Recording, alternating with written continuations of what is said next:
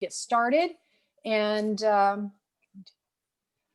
I want to hold on, continue. I just got to get all these things cleared off my screen. You think we'd all be used to this after 9 months of doing online communications. So welcome, welcome. This is our LAFTC reboot. So if you want to go to the next slide, what we plan to do today is we have about an hour and a half set aside. So if you can stay for the whole time, that's great. If not, we are going to be videoing this or recording it, and we'll put it up on YouTube, as Amanda said. We have 4 parts of this presentation we want to cover for you today. A lot of it is some repeats from September. So if you were in September, that's great. We have looked through the deck and updated it based on the last 3 months of changes that have come from first. So I'll be speaking first. My name is Teresa Clemmy. I'm your program delivery partner and chief volunteer for LAFTC here in Los Angeles area. So I'll start off, and then I'll pass it off to Patrick Brophy. He is also a program delivery partner. He is the co-host for me, covering Los Angeles FTC. He's going to go to his gym and the floor and show you what the field looks like if by chance you have not had a chance to see it live. And you can post questions in the chat box for him to do, like pick up this, pick up that, that kind of thing. And make sure that you get your questions answered. After Patrick's session, we're gonna cut over to Bob Meinhardt. And Bob is our head advisor, judge advisor for the whole Los Angeles area. And he has been working with headquarters, getting the latest and greatest on what's going on with judging. And quite frankly, we haven't had, I don't think I shouldn't say globally, but across the United States, I don't think there has been a live event for sure, but there might be some virtual events starting. So we're just on the cusp of that. And we'll be finding out more and more what's going on with judging, but Bob's going to talk about that. And then our last segment is we have 2 or 3 teams who participated in our first remote scrimmage, and we've asked them to just get online, maybe show a little video, talk about their experience doing remote scrimmage, and answer any questions you guys might have team to team, student to student kind of thing. And sometimes asking a student is better than asking one of us on the committee. So that's our outline for today. If we flip to the next page, let me just start off by saying, and we said this last September, this is crazy. And in September, I think we all thought we'd be through this. And now, at least thanks to our governor, we're all in major lockdown starting tomorrow. So it's actually gotten worse. But, you know, what a great opportunity for us to look at different ways to do things, because it's a crisis that drives creativity, that drives opportunity, that drives us to think different. So I know it's tough for us in Los Angeles. Some of the rest of the United States is a little looser, and they've at least been able to get back to their schools, but please do not get disheartened. We're gonna get through this, and it's with creative thoughts from everybody, not just, I'll say the people in the workforce, but you in the student workforce or the student force. You know, you can come up with ideas just as creative as anybody else. So let's still try to figure out how we can compete, how we can have fun, and just stay engaged. I mean, I don't know about you guys, but it's so awful just looking at little black boxes for the last 9 months as I talk to people. So it's really looking forward to figuring out how we can do this all together. So going on, let me just talk a little bit about where we are right now. Even though, you guys, even though we're in lockdown or we've had it tough in the Los Angeles area, we already have 104 teams registered coming back, which is great. I mean, I really didn't think it was going to be that much. When they asked me that 3 months ago, I said, I guess we'd max at 75 versus the 150 we had last year. So we got a lot coming. 76 of those 104 are returning teams, so a lot of new teams. And I do think a lot of those new teams are FRC teams that have decided to play our level, because at least at our level, there's a chance you can play something. At FRC, it's much more difficult. But absolutely, we're here, we're gonna play, we're gonna do the best we can, even if we have to play out of people's garages. So There is no league play this year. So I'm sure you guys figured that out because we would have started leagues in November. We are going back. If your team has been around for 4 or 5 years, we're doing qualifiers only. And if you go to the next page, I'll talk a little bit more about the differences, and we'll come back to the qualifiers. So if you haven't figured it out already, we're only doing remote. We might be able to, by the time we get to championship, get to a live event, but I'm not even sure about that. So we are doing remote scrimmages, and we are doing a remote qualifier. And then we're going to have to see. Right now I'm planning for a remote championship, but if things get better, we might be able to change that. So we'll see. To clarify, from September to now, when I thought there was only going to be 50 or 75 teams, I thought maybe people could do 2 qualifiers. Since we already have 104 teams, and I'm expecting after January, when some schools kind of opened up a little again, we're going to have even more teams. We're going to have to limit it to 1 qualifier.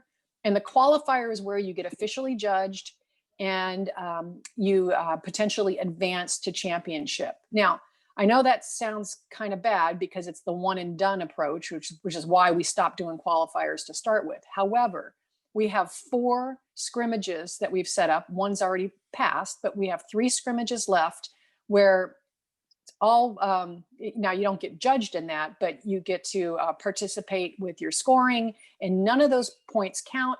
None of those points forward with you, like when we were in league play, part of your score is forwarded. So it's all, I don't want to call it a free for all, but it doesn't count. So it's great. So everybody should try and do the scrimmages that are left, December, January, and February.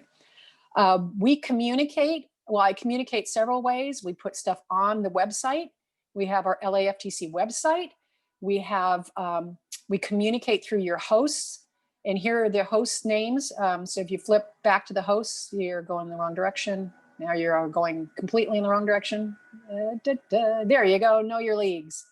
So most of our leagues are the same hosts as last year. They're not, a lot of these guys are not open to have field play. They aren't allowed to have you in their schools, but they are our communication channel. So make sure that you're looking for, if you're, for instance, in Alex Gomez's EULA League, make sure that you're looking for emails from him so that you can see because I communicate to those guys. So make sure you're paying attention to your league host. If we go to the next page, and make sure you lock in your spot. So First didn't change their registration fee. It's $275. So it's a 2-step process. You need to register with First, and then you need to register with us, LAFTC, second. Now, we did change our fee from $300 down to $50 because we're not doing it in person. I don't have to feed my volunteers. I don't have to pay for cleanup in gyms. There's a lot of stuff that I don't have to pay for. All I am paying for is trophies. So we will be doing trophies when we do your qualifiers. And we'll end up mailing it to you. So that's basically my only cost.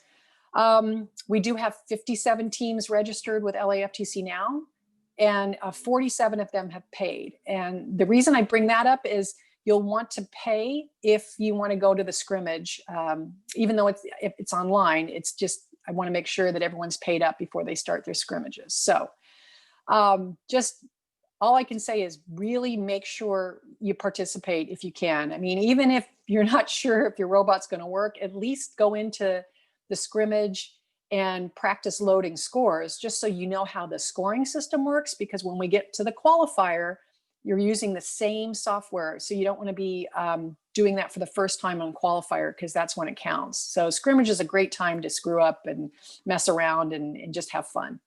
Not that you can't have fun at a qualifier too, but okay. Oh, I do need to point out, some people have been saying that we have the wrong team name for them or the wrong mentors or whatever.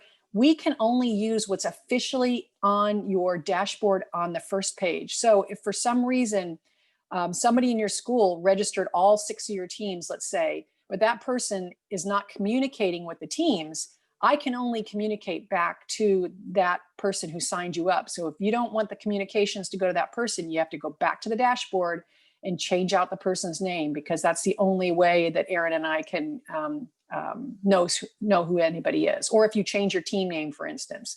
So just, that's not new, that's been there forever. So just a reminder there. All right, let's look at how things have changed a little bit. I'll go to the next page. All right, website. So if you have not seen our website, there it is, firsttechsocal.org. And right there on the landing page up at the top left, you see how to register. And so that's how, there's a click here, there's hotspots on how to get to the first page, and there's a hotspot on how to get to our page for your $50, and then that $275 is through First. All right, next page. So a little bit different. Not sure if first of all, this is all in the game manual. You have to go to firstinspires.org and download the remote versions of game manual 1 and 2. So I think you guys have all got it now. We're not going to be doing this in person. We're going to be doing it from individual locations. And if by chance you're able to, set something up in your garage, that's great. If you can go to your friend's house who's got it set up their place, or maybe at your school's starting to lighten up, and this is going to be the hardest part, is trying to find you guys a place to play. It is single team competition. So there is nobody else on the field aside from you. And depending on where you're playing, like if it's your own house, I guess you guys need to decide what your social distancing rules are going to be. I highly recommend wearing face masks, even if your team is getting together, but you need to think through that and be responsible. You'll be ranked on an individual basis after all 6 matches for that qualifier. So when we do a qualifier, there'll be 25 teams in that qualifier, and you will be ranked from 1 to 25 based on the accumulation of your 6 matches. So no other scores is following you, as I mentioned. It's just that. When we do scrimmages for fun, we will open it up to as many people as possible. It's not limited to 25, since we don't have to judge anybody. So if there is 500 people that participate in the next scrimmage, we will stack rank the scores at the end from 1 to 500, so you can just get a feel for where you might have fallen in the total scores. Obviously, since you're playing by yourself, there is no alliance selection. So that's why we won't have, when we get to awards at qualifier, there won't be a winning team and a first ranked team and a second ranked team. It's just going to be highest score, next highest score, next highest score. So no alliance selections, no playoffs, none of that. You'll need to do your own self-inspection. We are not inspecting your robot, obviously. We are not refereeing. There's not a central refereeing group. And you need to police yourself and understand what the rules are. And the other thing is the mentors need to, or someone over the age of 21 needs to upload the scores. Now, I can't police that, none of us can, but we're hoping that they just want someone over the age of 21 to be responsible for your scores. So that's kind of the difference in general between remote and traditional. If this year we get to go back to traditional, then it'll be just the same as it was last year. We'll do everything in person, and we'll probably end up figuring out how to do social distancing and all other stuff. So that's how the event itself is going to run. So why don't we go to the next page? Ranking. So the ranking points, and there's no alliances in remote play. So it's a total, the ranking points is your total score. There are tiebreaker points, and there's a 3rd level tiebreaker at the end of the game. So this is all outlined in the game manual. So don't depend on my PowerPoint. Please check the game manual. And I think as of December 1st, they just updated game manual 1 and 2. So if you don't have December 1st release, then you really need to pull that down. And the remote matches are the same time frame as the traditional. So 2 minutes, 30 seconds for a match, 30-second autonomous period in the beginning, and then the 2-minute driver control period, and the 30-second end game. So that's how that doesn't change. So let's flip to the next. Penalties. Since you're playing by yourself, there's not a penalty because the other alliance did something, right? So it's only a penalty as deducted from your score if you don't follow the rules correctly. And the match score, I guess, doesn't drop below 0. If you get too many penalties, it won't drop you below 0. So can't say enough. Make sure there are 2 manuals. There's the remote one, and then there's traditional. You want to pull remote because that's what we're doing. Let's flip to the next page. Okay, so here is a handy dandy do-it-yourself. So back to how am I going to play this game? So if you can make it out of cardboard, there are DIY instructions on the website and on First's website on how to do it. So, I mean, look at this. This is made out of cardboard, and even the perimeter. You don't necessarily need a perimeter, but I think you guys have all seen the game. Those little round donuts kind of roll sometimes. So it's kind of nice to have something to block, or even if it's just cardboard boxes. So let's go to the next page.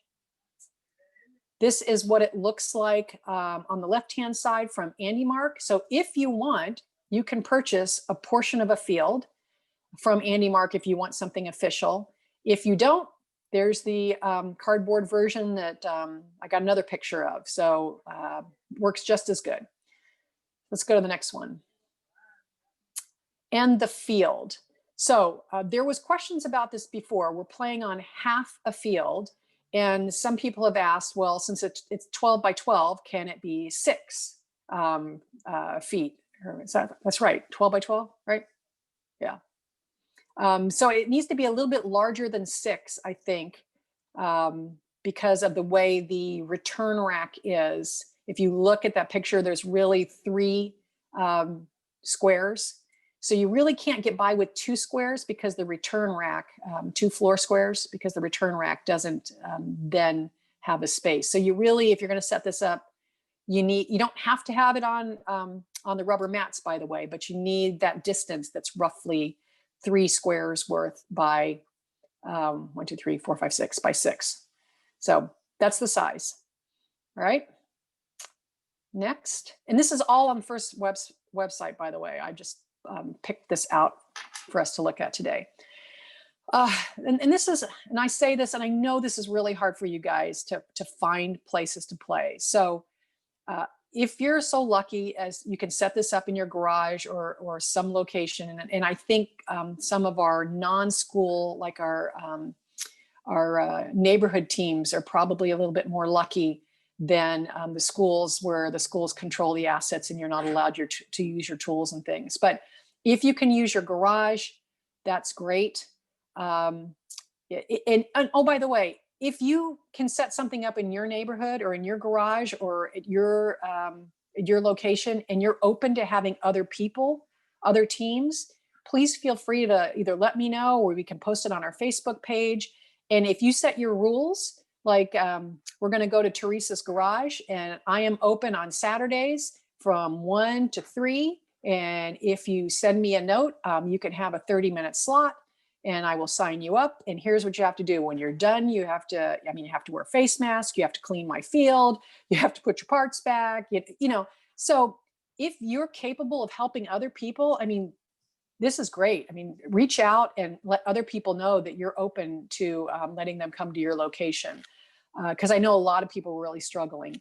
I did send field parts out to each of my hosts. So for instance, I know that Andy Whitman in League A1 is having difficulty with his school. And I know he sent a note out to all his teams saying, hey, if anybody is allowed to, set up in their home or at their school or somewhere safe, let him know because I bought parts for him.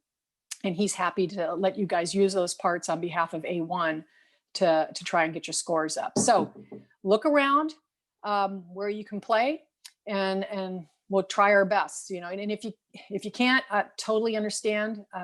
But, at least let's try and reach out and help each other out. So let's go to the next page. All right. This also is in game manual, I believe, too, and this is the progression. So as I mentioned, since we don't have alliance selections in the qualifiers, it's just going to be highest ranked team, well, Inspire Award winner first. highest ranked team next, Inspire Award number 2, highest ranked, so that's the order it goes. So we're not going to have winning alliance and finalist alliance. If you look on the right-hand side of this table, I have us down for 4 qualifiers. I can only, because of how we're going to do judging, and Bob's going to talk about this, remote judging, we're going to have to be limited to maybe 25 teams. So I could end up with 5 qualifiers instead of 4. It just depends on how many teams sign up. And then it's just the mathematics of about how many people can we progress. We typically have 40 to 48 teams at championship. And I don't know the situation yet for Worlds. They're talking about trying to do it live. And if it's live, I want to say we were given 8 slots last year for LA, and it's based on our population of participants. They might cut that back because I'm sure they're going to take half of as many people because of social distancing. But then if they do it remote, then maybe I'll be able to submit the same amount as last year. So we'll see. But we've got until July to figure that out. So that's good. All right, let's plug on scrimmages. So now I want to change path just a little bit to scrimmage. So back again, if you guys want to be part of the last 3 scrimmages that we have, one in December, January, and February, you go to our homepage. Up there at the top on the landing page, Erin has been nice enough to put a countdown clock of how many days are left before our next scrimmage. And now remember, the scrimmage, like the qualifier, is a window of time. So I believe it's 7 days or 6 days, can't really recall. And you have that period of time to submit your 6 scores. So, but please go on and register, and don't register on the day the scrimmage starts, because then we can't, Erin and I have to catch up and get you into the system, because it's not just, you just don't click on that and you automatically get into the tool. We have to then assign you, and we have to make sure that you've got everything you need. So give us a couple days. So if you think you're going to be in this December 15th scrimmage coming up, maybe by December 13th, if you wouldn't mind, like 2 days before, no later than 2 days before, sign up if you want to be part of it. And at the end of the presentation, was that me echoing? Oh, no, it's not. Okay. At the end of the presentation, we have 3 teams that are going to talk about their scrimmage experience. So, it really is a great way to practice. I mean, it doesn't hurt to do anything in a scrimmage. You can mess up and it doesn't matter. So it's absolutely, you guys should sign up. And as I mentioned earlier, we can do 500 if there was. We can do all 150 teams in one scrimmage, because it's just everyone's submitting scores. It's just a software thing and not a judging limitation. So let's go on. So speaking of that, we had 10 teams that competed in our November scrimmage, and we had 3 teams, just so you guys get a feel for it. These are the top 3 team scores. So EMP Chaos, Riptide, and Operation TAC. You can see what kind of ranking points they were getting. And we also posted on the website so you can get a feel for all 6 of their events. And this is not to freak you out and say, oh my goodness, we'll never get to 514. But if you look at all 10 of those people, teams, and the 6 scores, sometimes they did really well. And then sometimes they got like 0 points on their next submittal. And then the next time it was, oh, okay, kind of. So you can see a lot of variability. It's okay. I mean, that's what practice is for. I mean, you don't want to practice when it counts. You want to practice when you want to practice.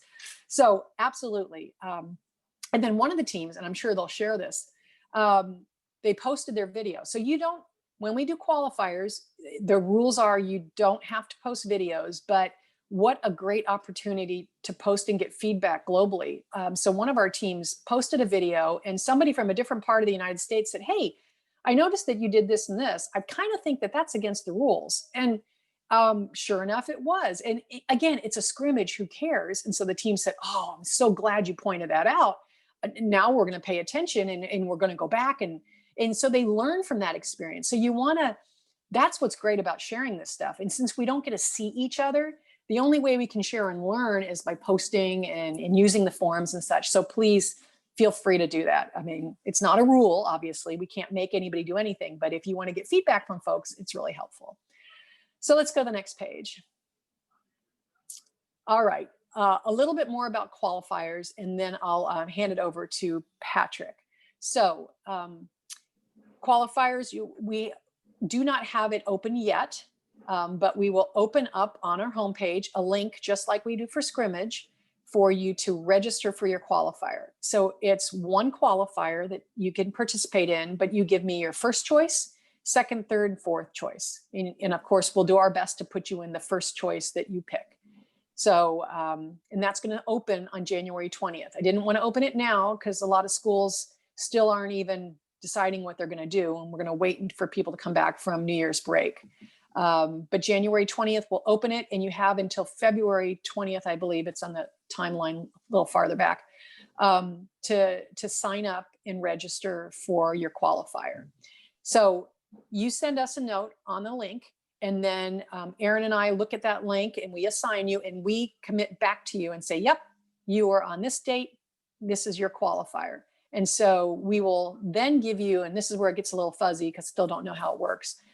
We will then give you guys individually links that say, okay, when it opens, here's your link for your scores to be submitted, and here's your link to send us your engineering portfolio. So we're going to do this through a tool that FIRST is using. But you're going to have 7 days to submit your 6 scores. So let's just jump to the next page, because I do it in timeline. So let's just say January 20th, you picked your date, and the qualifier you picked was March 5th. So probably in the February timeframe, we'll send you a note and say, yes, you are assigned to March 5th. And you can start submitting your scores on February 27th. So that's 7 days back from March 5th. Yeah, I think that's right. And so you submit your scores for your 6, and then all the scores get done the day before that March 5th event. So that's on a Saturday in this case. So everybody's scores are done. So we will know what the highest to lowest is by Friday night. And on Saturday, then that is our qualifier day. So that's what you're used to, but there'll be no performance going on. No, you're not running your robots or whatever. This is your judging time. So you'll have your normal judging in the morning, and then we're going to have a callback or a pit interviews, again, remote.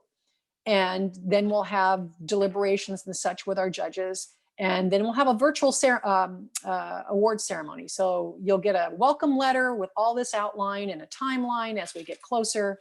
And then, so you'll probably only have to call in 3 times or be available for a time in the morning for your judging, a time in the afternoon for your pit interview. And then if you'd like to join back in for our virtual award ceremony, then yes, that's how we're going to run the day.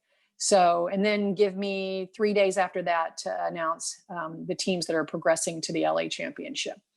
So that's kind of how the timeline works. So let's flip to, I think, the next page I've got.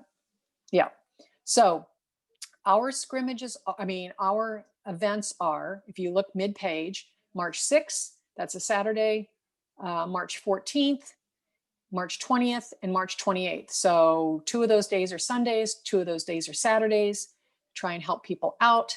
And like I said, the window will open 7 days before each of those events, and your scores have to be submitted that day before your event day. And then just as a reminder, remote scrimmages for December, January, and February are listed. And then also the last day to register and pay for your qualifier. That looks funny. I thought it was February. Oh no, to pay, yep, okay. Oh, and I did want to point out, this is kind of, sorry about the formatting there. We are doing Dean's Award this year also. So the last day to submit a Dean's Award, and we'll send it out and put on the, the website, is going to be February 15th. And then we'll start doing the interviews as we've done in the past, which everyone's already used to. They've been remote kinds of things. We'll start doing those in the beginning of March. So I think that is all I have. What's the next page? All right, we'll share this deck, but don't forget our emails and information hotspots. Amanda's been doing a great job bringing different topics into our Discord, and we videotape them and upload them. So if you want to learn about some other topics that we've been discussing, how to program, how to do a lot of different things, please look on that. Don't forget Facebook, Instagram, and Twitter. And then on the next page, we do have our headquarters. So I don't know if there's still grant money left, but there's a grant one. There's how to address COVID and keep concerned about that. And then of course the FTC places. Don't forget the FTC blog and their email blast. Read the team email blast. Those are really, really helpful. As a matter of fact, the team email blast that went out on December 3rd this week, there is a little quiz that says, do you know how to score yourself? And so I took the test and I need to read the game manual because I only got a 70%. So you don't want me being your referee, obviously. But it's a great little quickie on have you really paid attention to what the scoring rules are. So look for that. You're usually, I guess anybody can sign up for it. So you sign up for the blast. And with that, I know I went a little long. But we did have some introductions in the beginning. Let's go to, I believe that's the end of my deck. And I'm going to change over to, if you don't mind, we'll save the questions. We're going to cut over to Patrick, who is on a field. Hello. Hello. You hear me, right? We're good. Welcome, everyone. So I'm here to introduce you to the field and this year's game, Ultimate Goal. So I have Ellen's on the line. Ellen McIsaac is going to help me and guide me because I don't know how my audio is going to be. But I want to show you what it looks like when you're going around the field. So this is a full setup. If you were just doing remote events, you'd probably just have the red or the blue side over there. But we have our the rings over there. We have the, I don't even know what these are called, set up over here. And when you're starting the field, you start over here on this side, after you've seen the game manual, and you go over to one of these, square to join autonomous, and we're trying to shoot these into the goal. So I don't know if you've seen these rings or you have any. One of the questions we had last time was like, what are these made out of? And it's a very foamy material, it's easy to bend and you can kind of smash it a little bit, but it'll go back to its shape. If you want me, I can try to break one of these right now. Oh, I did. It's broken. So you can rip these apart if you try. And I think there's an extra in the kit. So you're fine with that. Now, let's see what it looks like when you try shooting these. So the goal, you're supposed to shoot, check the manual, but you're supposed to shoot from behind the slide. So you kind of maybe have to frisbee these in. Oh, I'm pretty good. Can I get the high level? No, I can't. So other things you're going to have to hit. You're going to have to hit these little things right here. Now, let me zoom in a little bit. See if I can get a close-up of those rings, these things. So I don't know if you set these up. If you have the full set, these are very loose. Like I tap it, it's going to turn over. So, even if you don't get a good shot with these rings, you're not going to get to a point where it's like stuck up here. It shouldn't be that way. There's a lot of give right here. And you're going to knock these over. Now, you have to knock them over in autonomous. I believe that game as well. There was this bar behind here to reset. And that happens, I think, after the end of autonomous, right? Now, another part of this is this return back thing. And how does that work when you're returning the rings? And so even when you're setting up this field, let's see if I can go out. I can go out. Yeah. I want to give you a good, see how they roll. You're setting up the field. All this stuff is kind of like cardboard material, a little slick, right? So this isn't something sturdy. It's pretty flexible. It's kind of annoying to build because you gotta fit those tabs in. But watch what happens when the human player rolls them out. So they might roll nice. They're not going to be super consistent in there, but they can roll to the end of your perimeter. So depending on how you kind of want to have those walls set up, you don't need the official walls, but if you don't have any walls in your field, you might have rings run out. So try to get some way to block them. We did have issues before with these. Sometimes we're getting stuck in there, but I don't remember. I couldn't recreate that very well right now. So they do get stuck. I think there's rules to get them out of there, but that's kind of how that works. Let's see. Everything else back here.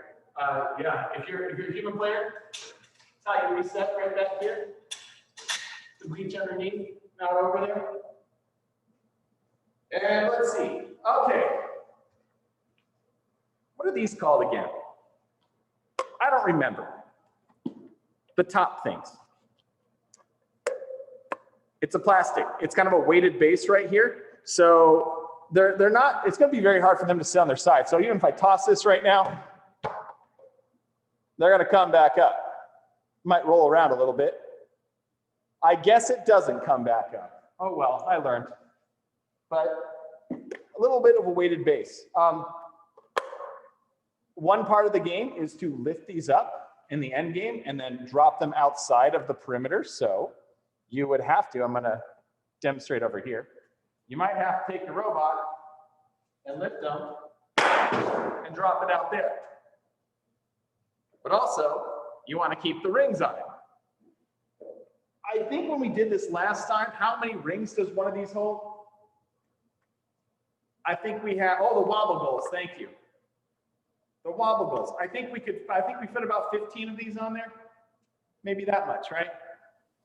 Yeah, you have to try pretty hard to balance it to get more than about 8 or 10 on there, but we were able to stack them taller than just the pole of the wobble goal if you balanced it really precisely.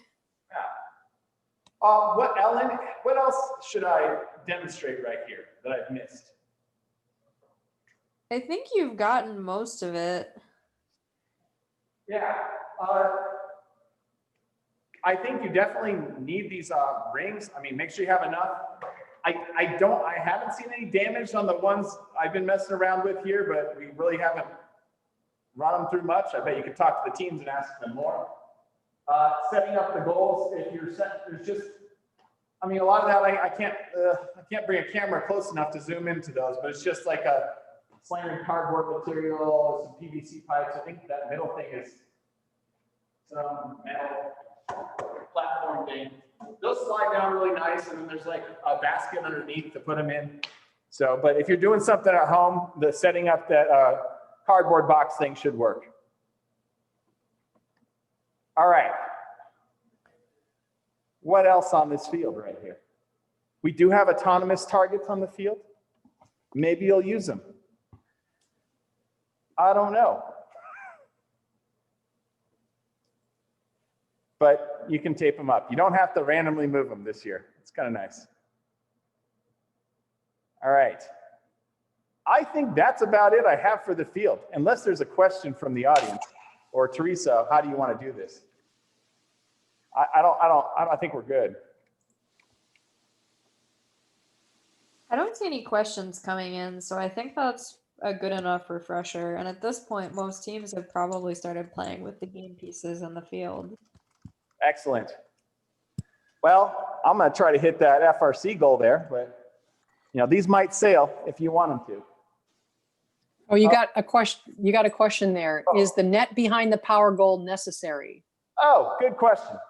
I think the nets are to prevent them from flying off.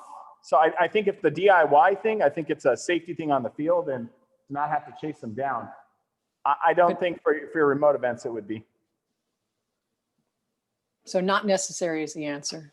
Yeah. I mean, they do a good job stopping the rings from flying and maybe hitting a human player behind there or whatever, but yeah, I don't think so for at home. I think the official first answer is probably that they want you to build the field as close to what the drawings say as possible, but I don't think having the net or not having the net would really change the characteristics of gameplay.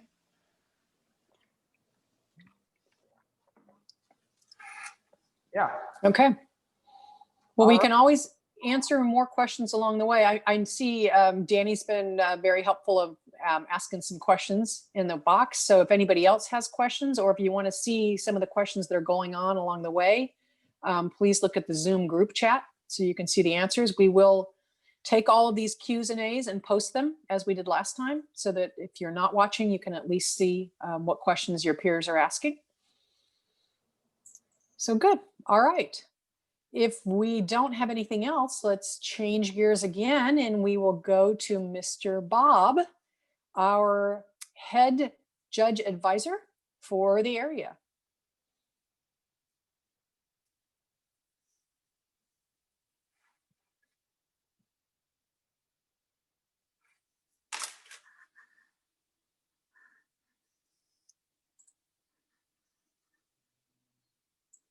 Just had to unmute myself there. I was going to Sorry. say, I didn't.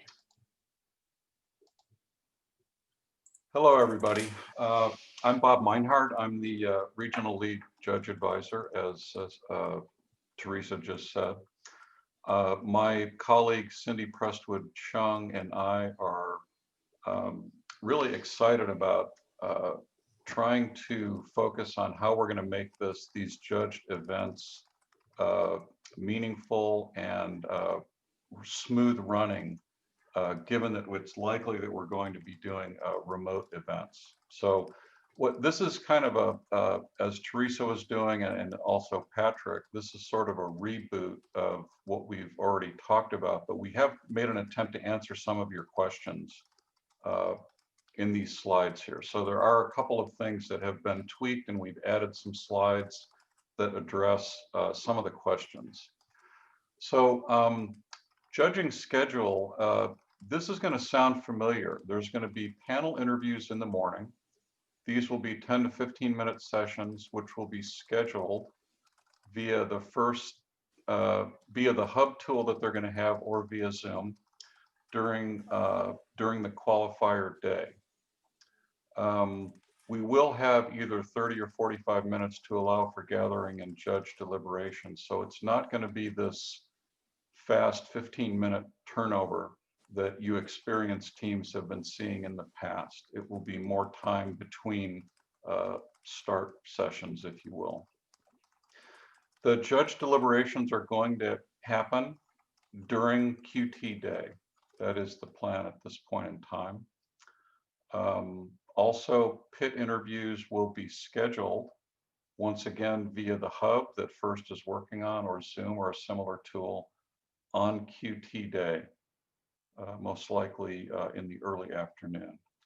And then deliberations will also be handled virtually and will be decided on the day of the QT.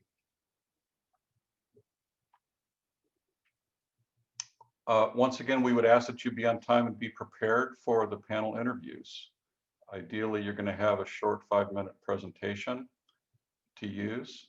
We're going to talk a little bit more about that when we answer some of the questions that were posed in the initial session.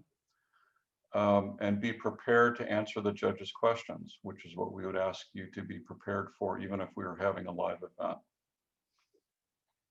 And be certain to have team members available for the scheduled afternoon meeting so that you can answer any of the judges' follow-up questions.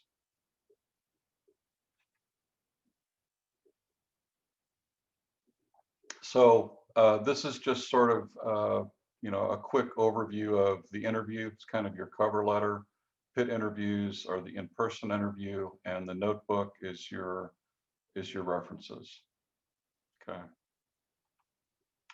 So what I'm going to do is I'm going to, before we get into the questions, I'm going to ask Cindy to talk about the engineering portfolio. And Cindy, I can advance the slides here if you want to go ahead and unmute yourself and kind of speak to these next few slides here. Thank you, Bob. So new for this season is an engineering portfolio. And you can think of the portfolio as sort of your executive summary of your notebook. You want to be able to highlight the best content from your notebook or anything that you want to highlight for the judges. It needs to be very clear and concise because it's not going to be a large notebook that you're used to. It's just a portfolio summary. You'll see that we have a bullet that says the injury notebook is highly encouraged. So there may be conditions where judges may go through your portfolio and after your interviews may need additional answers or additional information. So that is the time when your notebook will become useful for them. Bob, can you go to the next slide? So for remote events, the interim portfolio is an electronic document. It can be handwritten and scanned in. It's probably easier to just do an electronic written one. It cannot be more than 15 numbered pages, and your size format should be 8.5 by 11. You do need a cover sheet, should have your team number. The cover sheet is not considered as part of your 15 numbered pages. Anything else in your portfolio outside of the cover sheet and your control form, if you submit a control form, are considered part of the 15 pages. Hey, Cindy, I didn't mean to interrupt you, but we do need to check up on that just to make sure is the 15 pages includes or doesn't include. It So doesn't. It does not include TK. Yes. We Perfect. verified that. Yeah, actually. Perfect. Okay. And we are remote, but we do have a slide on traditional events. So it's basically the same information, 15 total number of pages. This is no more than 8 physical sheets of paper, 15 numbered. One side of the 8 pages can be your cover sheet. And again, the control form is not considered as part of the 15 numbered pages. And with the traditional event, your portfolio would have your team number on the outside cover of your portfolio. So if you put your portfolio in some kind of folder, your team number must be visible. So this slide here is should be familiar to everybody. This is just injury notebook. And again, the injury notebook in this season is provided as a supplemental document for judges to go to. So as you've done before in the past, team number on the outside of the notebook. For remote events, obviously it has to be an electronic submission. There's no requirement in terms of what should change. So whatever you have been providing in your injury notebook in the past, we would recommend that you continue to do that. Also in the injury notebook, typically there is a 1-page summary which helps guide the judges in your notebook since there's a lot of content. The traditional events will still follow the same rules that teams are familiar with in the past for a notebook. Next slide. And then Bob, I'll let you take over from here. These are, so Bob's going to go over a number of questions that came up from the first kickoff that we had, and any kind of answers that we were able to confirm, we have them here. Yeah, so these are the specific questions that we received, and some of these answers are coming directly from FIRST, and some of them are kind of Cindy, myself, and Teresa getting together and just providing the best answer that we can give you at this point in time. So the first question was, can you show videos of your robot in your presentation to the judges? Are there rules? And the answer is yes, you can show a video. The presentation can include a PowerPoint deck, but the total presentation cannot exceed 5 minutes. We're going to talk a little bit more. There's a subsequent question about videos, and we'll kind of be readdressing that. What I did here was to take each specific question and just try to provide an answer rather than combining the questions. So there might be a little bit of redundancy here, but that's the approach that we took. Will judges be allowed to reference external stuff like websites, YouTube videos, Facebook pages that are mentioned? And the answer is really that the judges are going to be basing their decisions based on what they see that day. Are teams allowed to reference their own engineering portfolio during pit judging? With remote events, teams don't have the ability to showcase these things. So the answer to that is yes, you can do that. Have teams organized their engineering notebooks by award before? Is it a viable option? The answer is the notebook can be arranged in a way that makes it easy to show the additional supporting content if the judges have questions. That's really the best answer to that question. Okay. Are the 15 pages on the portfolio separate categories? No, this is the portfolio, so it's not a separate category. How will think judging? This is a great question. How will think judging be different due to portfolio and notebooks? The answer is judges will rely heavily on the quality of the portfolio to make their decisions about the Think Award. So we would ask you to check the game manual for award criteria beyond that. Should a team advance to the Houston Championship, will the portfolio guidelines stay the same? Honestly, this is one we did not get an answer for from first. I think that's correct, Teresa. We actually did not get an answer to this one. No, not yet. Okay, so we're waiting on that one. If we get an answer to this, we will update everyone on that. Is there a preferred format for the notebook portfolio that is most helpful for the judges? Our answer is no, but it should include content to cover the award criteria. The portfolio can be organized with a focus on any award criteria to make it easier for the judges to read and locate the pertinent information. Okay. When do we upload the portfolio? We're not certain yet, but it's likely that we're going to ask you to upload it the evening before the QT date. So if it's a Saturday QT, it's probable that we'll be asking you to upload it no later than the evening, 6 p.m. the day before. But this could change, so stay tuned on this one as well. Would you encourage that we continue to do meeting entries? And the answer is engineering portfolio should show the best examples of the content from the notebook. For better content, leverage from the entries in the engineering notebook. That was a first response. That was not Bob and my answer. That was what first told us for us to say. That was what first told us, right? Right. It's kind of a weird answer. Yeah, yeah. In what situation will the judges need more information? When the judges need information, this could arise from any number of situations, like deciding the award winners and other cases. So you should just be prepared to get questions about something that maybe wasn't covered in your presentation or in the morning panel interview. Yeah, I want to add that, a situation could be your design. There might be some aspect of your design that the judges need a little more information on, and they can't quite see the level of detail needed in the portfolio. Right. So the next question was, so the judges will only request the submission of the notebook if they need it. The answer is judges may request specific pages of content from the engineering notebook or the engineering notebook itself if they feel like they need it to help them make decisions. Okay, and then this is the more detailed stuff here. Are things like cover pages, table of contents, and the summary page part of the 15 pages? Or is it 15 pages of documentation plus the extra things?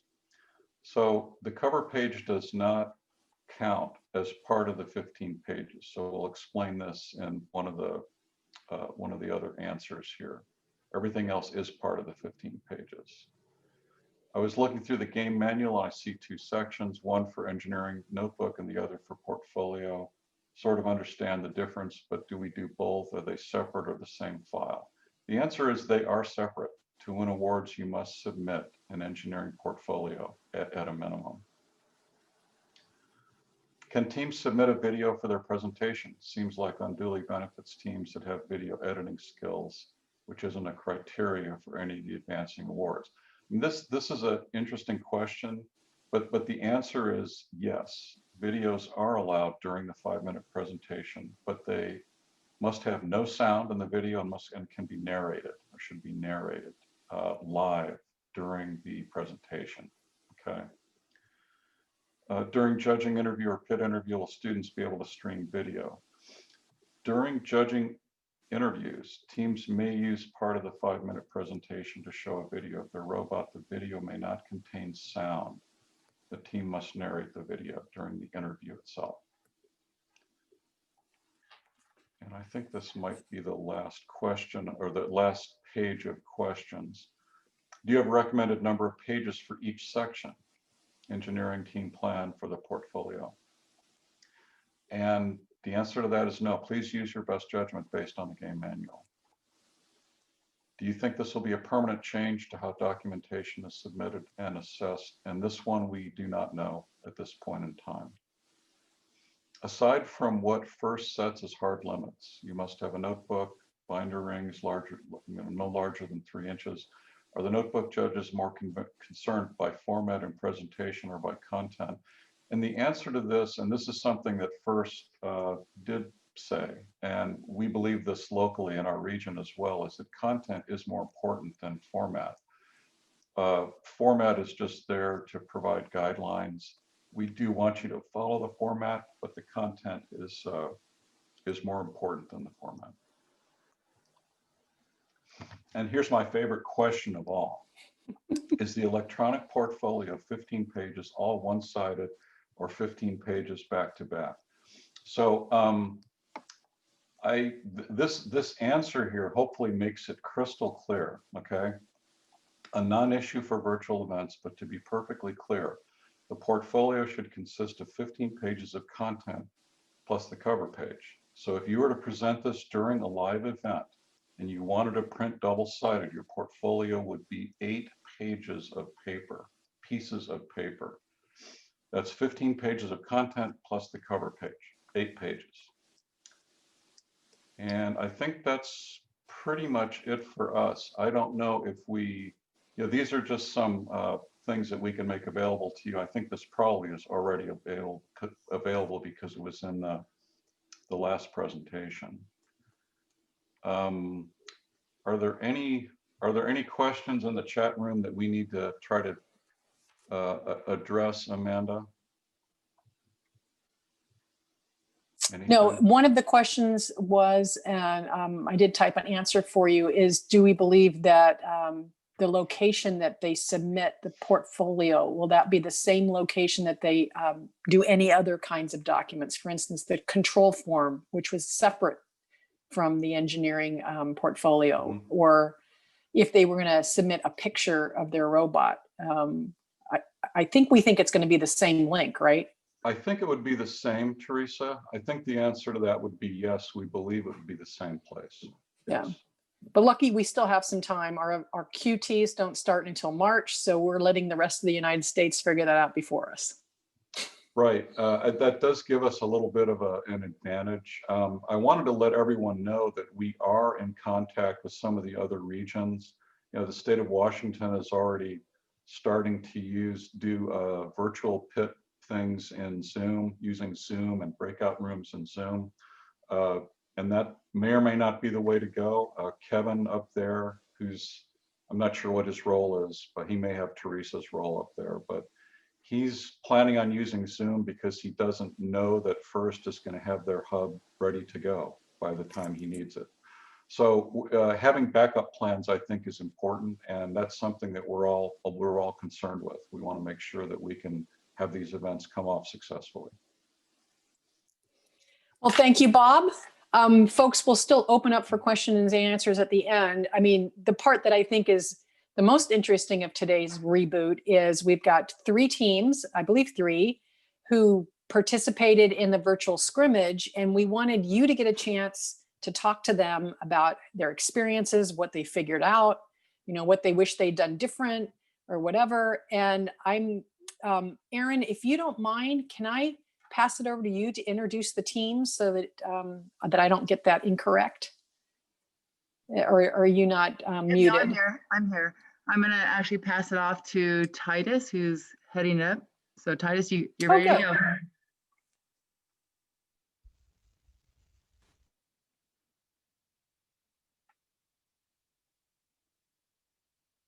Titus, if you're speaking, we can't hear you. Yep, Titus, you're muted. Start over. That's been one of my favorite phrases for the Okay. last 9 months. Can you hear is me you're now? muted. Yes, now we can hear Okay. you.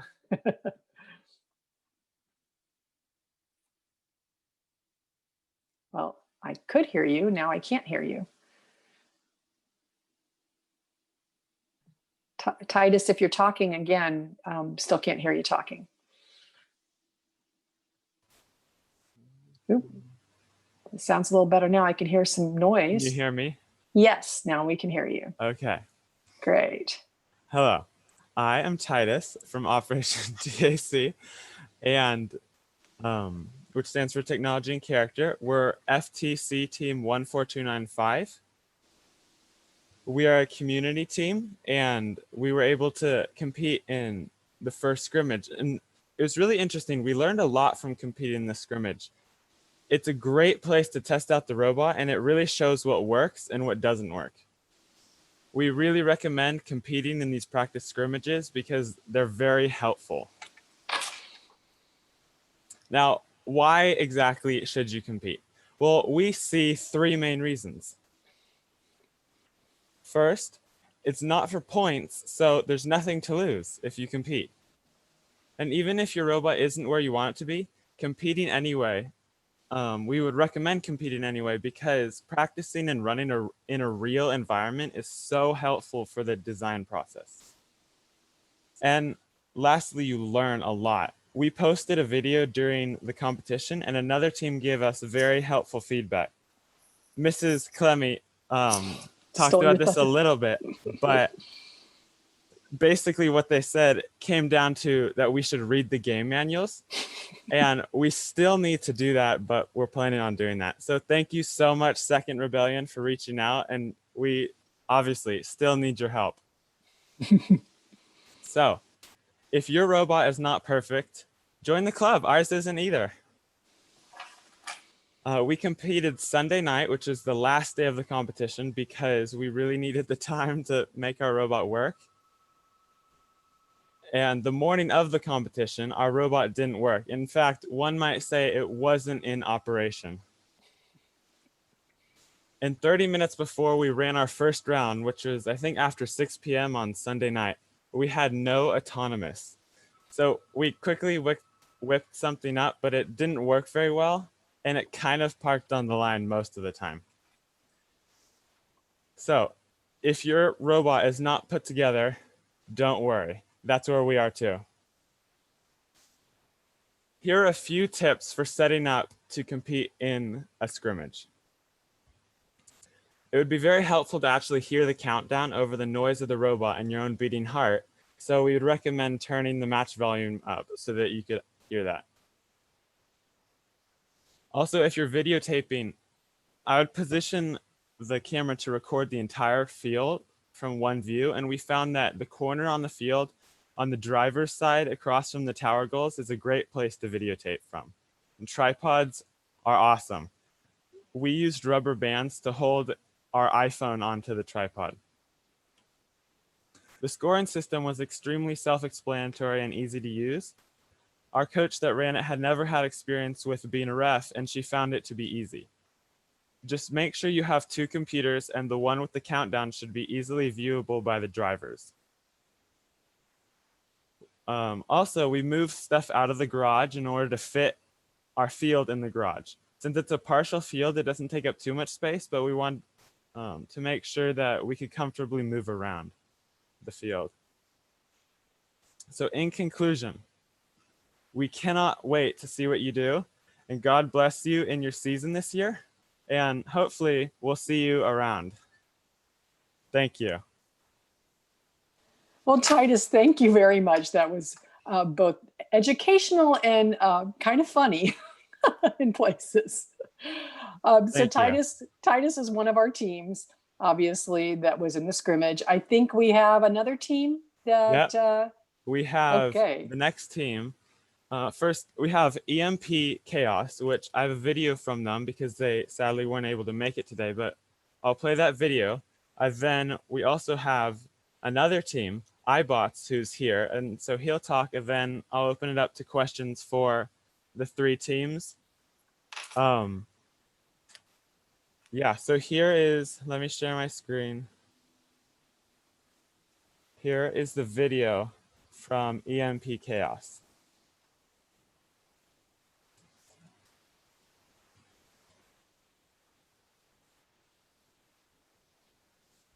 Hi, I'm Tansy Carval, and I'm part of EMP Chaos 5828, and we participated in the F1 League for Southern California.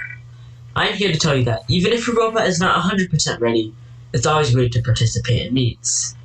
We've been working on a robot since Kickoff, meeting weekly and maintaining strict protocols to build safely.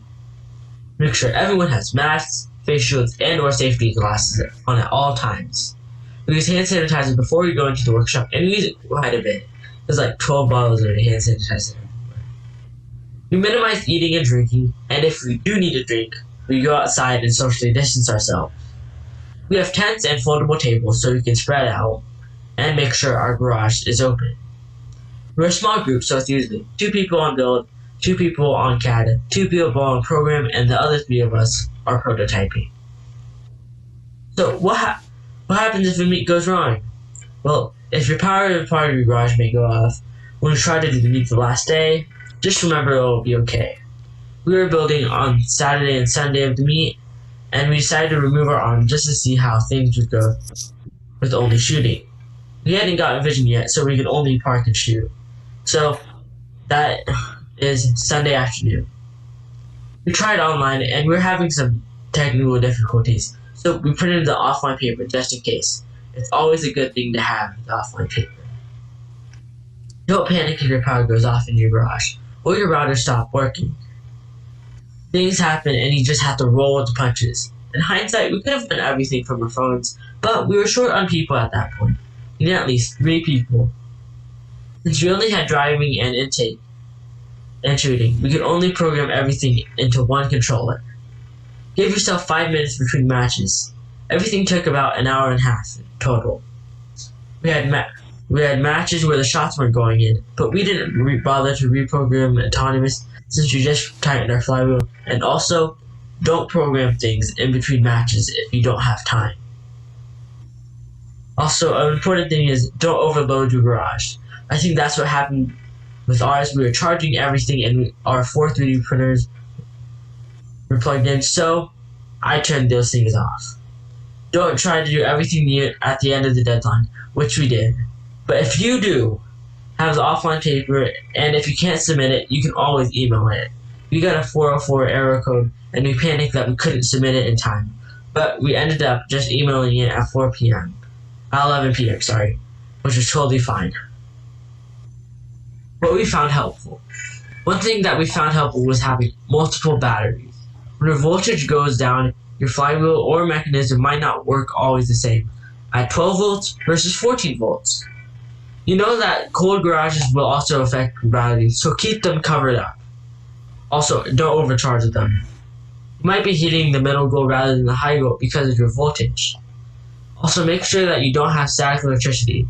You can rub dry sheets, and there's many different ways to discharge, but be careful because if you have static electricity, your robot may not work. We didn't have this problem, luckily. Also, tie in everything. We just went through 6 straight matches with maybe 5 minutes in between to change our batteries and tie in our robots. We were perfect, but that's okay. Our autonomous is really simple, and don't try to do it all last day. Write everything down that goes wrong or you'd like to improve on during your matches. That feedback is very important. The season's a lot more difficult, so try to do Zoom meetings with your teammates to try to set goals so that when you meet in real life, you don't waste time. This year, instead of meeting twice a week for a build session, we only meet once a week. Well, that's it for me. Have a good season, everyone, and stay safe.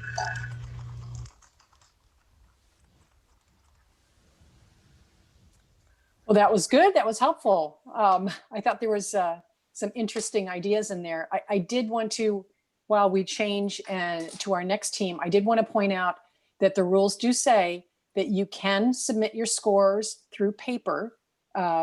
His just happened to be that he lost power in his garage and he sent a note sent his scores. We were able to punch those in for him. That happens at scrimmages. That also happens at QTs. So I'm sure there's going to be, I'll have to go back and look at the instructions. I think there's probably so many, like a day, you have within a day that you have to submit your scores or whatever. But if you can't do it electronically, we could definitely take it by paper and input it for you. So let's change. I'm going to pass it back over to Titus. Titus, who did you say our next team was to talk? And then we'll open it up for questions and answers from anybody. Yes. So that was EMP Chaos. Our next team is also an awesome team, and they are iBots. So I will hand it over to iBots. Hi, can everybody hear us? Yes. Awesome. Okay, so hi everyone, I'm Arnold Martinez. I'm the captain of Team 8039 iBots. And this year, this first scrimmage was very different than the traditional scrimmage. It was very different because there was no crowds. There was a lot less pressure. So it does make it a little more relaxed scene, but we also miss the traditional cheering. But there is a lot less pressure. It's a little more relaxed. So so you know what to expect when you go in and start practicing and uploading your scores. Hi everybody, I'm Sienna Murray. And some lessons that we learned this year are, it's really challenging having to meet as a robotics team, especially during COVID. So what we've done is we've given people on our team and we've kind of separated it. So we'll give the chassis to one person and they'll build it, and we'll give the wheels to another. And we just have to figure out new ways to group as a team. And we also noticed that 3D printing this year was very well. We used many 3D printed parts on our robotics. And yeah, we need to learn how to work as a team, and it's really fun this year. Hello, my name is Jesse, and after the first scrimmage, we learned that the shooting mechanism, it needs progress, and we also learned how effective it is to use CAD to build the parts first, because during COVID, it's going to be harder to get the parts necessary, so we don't want to waste them. So CAD is a vital and necessary tool to use this season. Hi everyone, my name is Ariana, and I encourage everyone to participate in scrimmages. And even though COVID has its limitations, there are ways to work around it. For example, our team has done lots of Zoom meetings and communicated over email, Discord, and other social media platforms. And the biggest thing we found helpful is dividing the work. So if somebody had one idea for, let's say, building an arm, we get the parts and we drop it off at their house, and then they build it, and then we transport it to the location where the robot was currently at, and they put it together, and then we have a Zoom meeting, we discuss it, and we move on from there.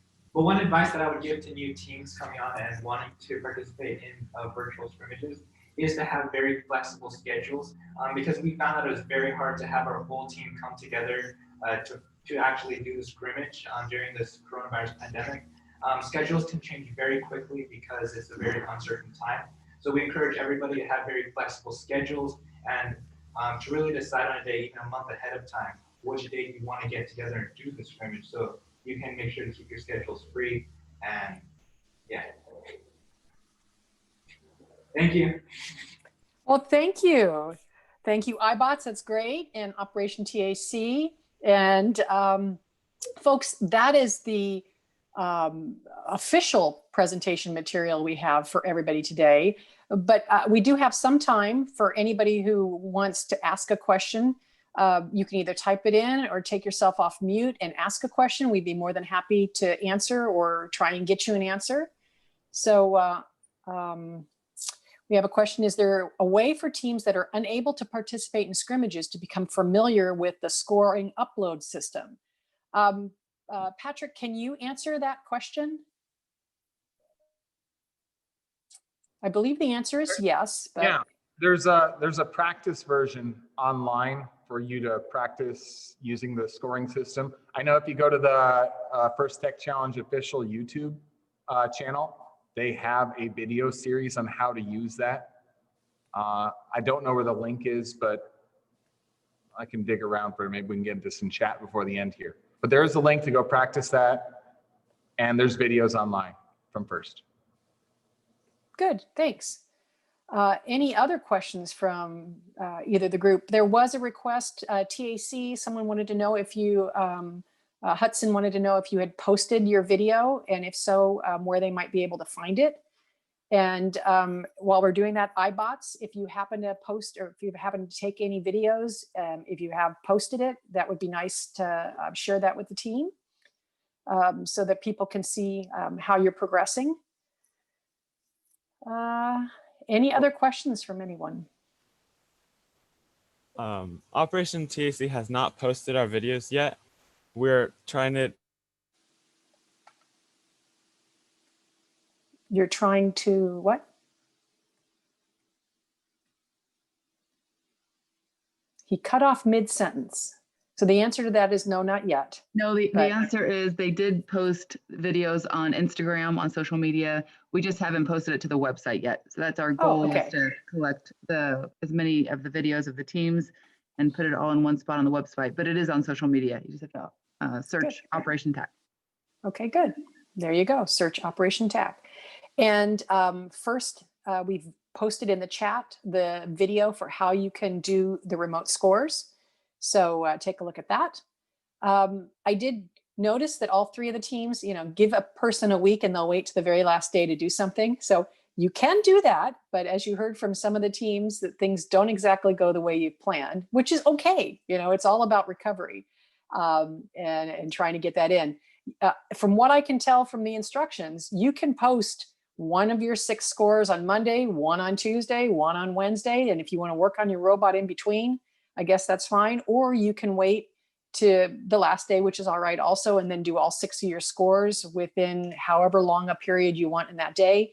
It's not the same as a remote, as a traditional event where you actually have to get back in the queue and you only have 5 minutes, and it's not that much pressure this time around. So you really can take the time if you want. And I did say that right, Patrick, from what you understand, because I thought that was really odd that they let people take all 6 days to submit, but that's the way I read the rules. Okay, Yep. You shake it. Okay, good. I was watching the Q&A and someone mentioned that there was a limitation on how many teams would be able to participate in the qualifier. Can you clarify that? Yes. Let me first say scrimmages. So scrimmages, there are no limitations because it's all online upload of your scores. When we get to a qualifier, we have to do interviews. So if you're an old team, you'll remember this, standing outside the judge's room. We had 6 rooms available. You're standing out there waiting your turn. So we have to get through everybody's 5-minute interview with a 5-minute conversation with a 5-minute change, because now we're going to change virtually from room to room. So that takes up most of our morning. And then we have to do our pit interviews in the afternoon. So, and you don't want to have 50 judges because it's hard for 50 people to come to conclusion. So we're trying to balance between what's the smallest amount of judges, but the biggest amount of judges that we can get the right amount of teams through. So 25 is what we're feeling is the best we can do. That's about what we've been running in, actually in real qualifiers, also not real, traditional qualifiers also. So yes, there is a limitation. It's going to be around 25. And that is why we can only do 1 qualifier per team. Because the other challenge too is there's this 7-day window now. So now from a volunteer perspective, from me and Patrick's perspective, we have to make ourselves available basically the whole month of March instead of just the weekends in March. So it's a big strain on the volunteers, although a smaller group of volunteers, but it's a bigger strain on us. So that's a long-winded answer to yes, there is a limitation to QTs. It's at 25 and you get 1 this year. So hopefully that answers the question. Thanks, Gabriel. All right, other questions? Like I said, if you have questions after the fact, feel free to send us a note or ask us on Facebook page. Don't forget the forums. That is the official position. That's where we get all our information from too.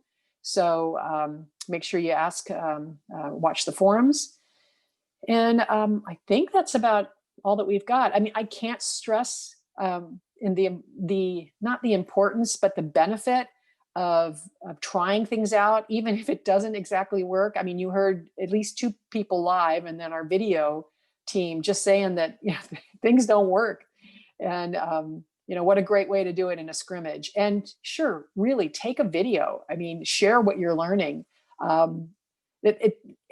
It's, I know this is going to sound like your parents, but it's not about winning or losing. It's about what we learn and how we recover and how we grow. So you're not doing anything wrong by sharing your video and someone's going to figure out, oh my goodness, I know how that person's robot works. It's about making us all better at what we do. So with that mommy speech, I will get off my little podium. And Patrick, did you have anything to share before we wrap up? I do not, but thank you for watching. Yes. I have and a quick I do. comment. Good. So, I just wanted to let everybody know that we have a DIY field perimeter that anybody can get. You just have to come pick it up in San Juan Capistrano. There you go. There's an offer. So as we're wrapping up, I do want to make a big shout out to Erin, who is our chief cook and bottle washer for everything. I don't even know how to, she's our administrative assistant help, but that really is an understatement. And she helped pull these slides together and make sure that we're all organized. So shout out to Erin. And then a big shout out to Amanda. Amanda is our superstar IT person slash host slash Discord manager slash let's make sure we have new content for everyone to see every other week or so. So she's been doing a really good job trying to make sure you guys have new things to watch and new things to hear from. So stay tuned for more things. She's going to take a little break between now and Christmas, like we all need to. But come January, we'll have more Saturday share days on different topics for people to learn from. So with that, I think, Teresa, oh yes, one more. Yes, sir. I thought of one thing. We had that mentor Q&A with us a few weeks ago, and Chris J had we're kind of talking about how do you remote mentor out here. And I think First is rolling out some resources by that, but Chris J had a really good thing where he's trying to get like sensor boards or just like control systems out to people to teach some programming.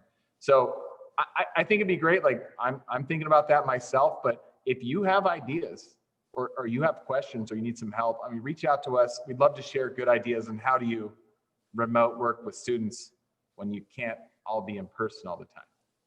Well, I think I saw Chris J sign up. Chris J, do you want to take 2 or 3 seconds, or I would take a minute or two and tell people what you did? Sure. Because I think it's great. Can you see me and hear me okay? Yes. What Patrick is referring to is what I've started doing is a team has kids come to the school and pick up a kit of parts from the school. And this is not necessarily an entire robotics kit. It can be simply the control system. So it could be a pair of phones, an expansion hub or control hub with one phone. It could be 1 or 2 DC motors, 1 or 2 servos, and whatever sensors that the team may have. And then of course the cables to connect it all, and a battery and a power switch. The frame, the mechanical parts, the wheels, none of that is really necessary. All of this is referred to in engineering as a test bed. It's a full robot without anything mechanical. And with that kit at home, a coach or a mentor can guide the students through quite a bit of learning of how to hook up the control system, how to program it in blocks or in Java, run through any number of exercises from basic to advanced, and learn quite a bit about how to run an FTC robot without actually having to build and run an entire robot on the field. So I did finish one team, a series of 15 lessons, 2 hours each. And to my surprise, it went very smoothly via Zoom.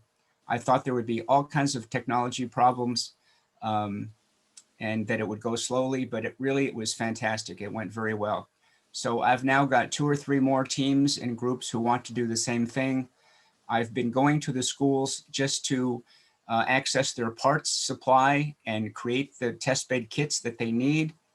And students will come to the school coordinated by the teacher and pick up those kits. And we're going to start doing some remote sessions. So that's been going very well, a lot of fun. And as I said, surprisingly, learning a test bed and programming can work pretty well over Zoom. Good. Well, thank you for sharing. And I think that's, go ahead. I have one more technology thing that I want to mention, which does relate to scrimmages and preparing for scrimmages and preparing for the QTs. Is everyone aware that the FTC app now includes a built-in match timer into the app? Does everyone know that? It's kind of hidden and you wouldn't know it unless you were looking for it. It only appears on the driver station screen if you have set the DS to operate in landscape mode in the app. So the steps are: first, enable auto rotation at the Android level for the entire phone. In other words, take it out of portrait mode and allow auto rotate. Then you open the driver station app, and under settings, there's a new choice which appeared only starting this summer, that allows you to put the DS in landscape mode. When you do that, you will see a whole new feature called Practice Timer. It's in the top right corner, wrong side, right there. And if you press Practice Timer, you have 4 really cool choices. Hopefully you can see that. Not really. But you can start the match timer at any one of 4 places during a match. You can start it from the very beginning of Autonomous with the audio cues that you would hear in a match. Let me try one of these. It's time to begin the match. Count down with me now. 3, 2, 1, go. So that's pretty cool. The second choice is you can start the practice timer at the beginning, at the transition between auto and teleop. I'll play that one for you. Drivers, pick up your controllers. 3, 2, 1.